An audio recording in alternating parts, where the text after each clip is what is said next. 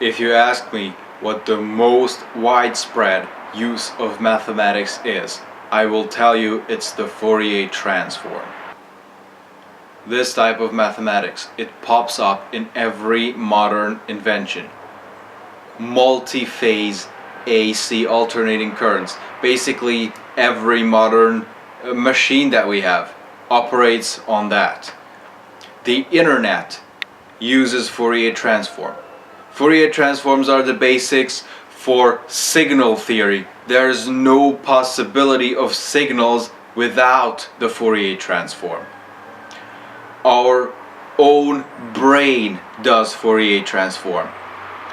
The reason why is that information hits our eyes, sound waves hit our ears, and those things are transformed by our brain to make it intelligible to us.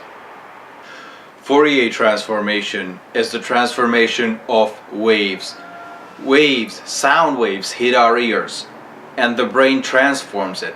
Light waves hit our eyes and the brain transforms it, which is how we get to understand the world around us. The Fourier transform is the basic fact that anything can be made up of simple wave-like functions.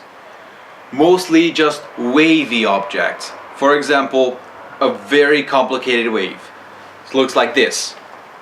This is a very complicated wave. A simple wave would be this. But this complicated wave is made up of many simple waves on top of each other. And how to disentangle these is the maths of the Fourier transform. But it's applicable to non-wavy things as well, non-periodic things. That is something very useful for signal theory as well as quantum theory.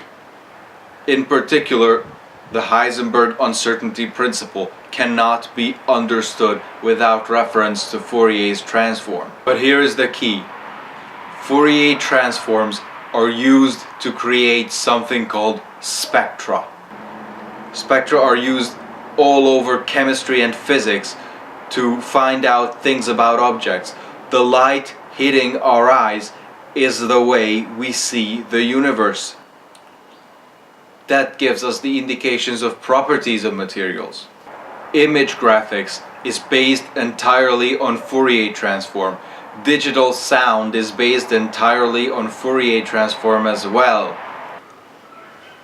The Fourier transform has an interesting history, and so does Fourier himself. He was only a son of a tailor, which meant he was of low blood. These people couldn't take the paths of high pursuits such as science those days, so he pursued the way of military. He was a real revolutionary, both in science and in politics. He took part in the French Revolution. He was in the army, but his position was teaching math, which is how he got into all of this science. During his work, he discovered three main things: the Fourier transform, the heat equation, and the greenhouse effect. For all of these things, he was ridiculed at first. He laid down the foundations of his work in a book called The Analytical Theory of Heat. Now, if you're not gonna read the book, then I'm gonna spoil this.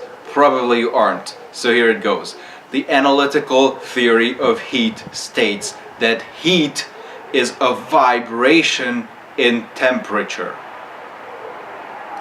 As something receives heat, its temperature vibrates. Vibration is something periodic. It goes back and forth, and that means it has to do something with cycles and waves. There are two lectures to be connected here. One is called the cycle, the other is called the wave. There is also one on vibrations, but these phenomena are connected because these are all periodic. And here is why the transform comes in.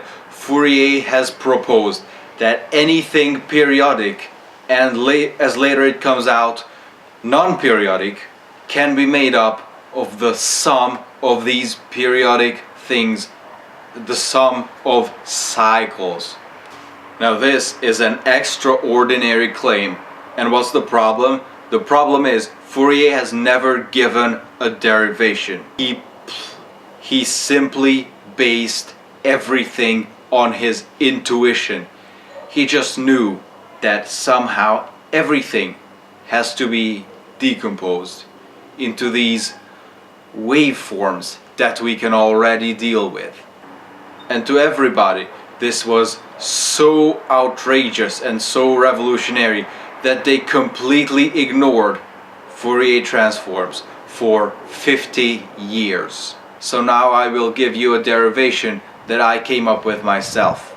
Besides knowing the cycle, the wave, and these basic periodic things, you only have to know linear algebra